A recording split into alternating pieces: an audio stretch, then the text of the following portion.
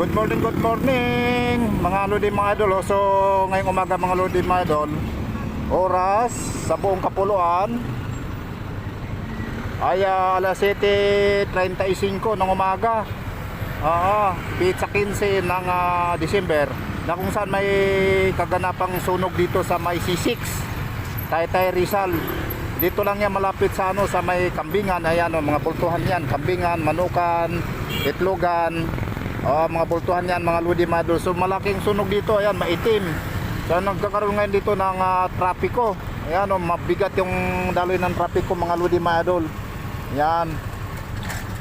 So build up ngayon ng traffic dito. So kasi ang doon, ang lakas na ng apoy, yung itim-itim na Oo.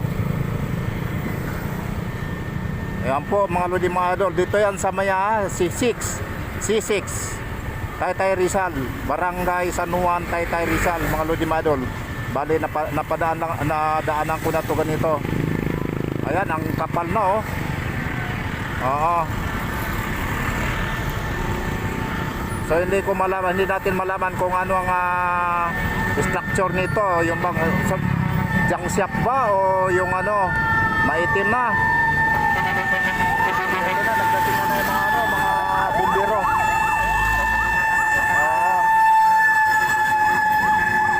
Ayan na mga idol, kumapal na, lalo nang kumapal yung usok, ang itim.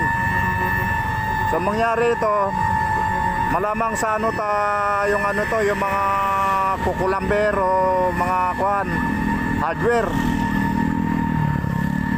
So dyan banda yung mga paggawan, mga pintura, mga ganyan, natitinda ng mga pintura, tsaka yung hardware, tsaka yung yung tawag nito, junk shop. Ayan po ang kaganapan dito ngayon sa may Taytay Rizal mga lodi mga idol. So ngayon matrapiko dito ngayon, mabigat ang trapiko ngayon dito papuntang Bikutan, papuntang Muntinlupa. Ayan.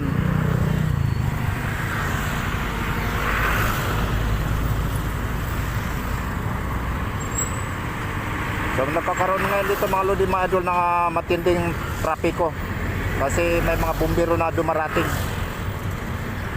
Bali dito lang yan mga lodi mga idol sa may may kambingan, manok, pato, mga itik, nagbibinta ng mga itik dito sa may C6. So mukhang naapula naman, mukhang maapula na kasi medyo maputi-puti na yung yung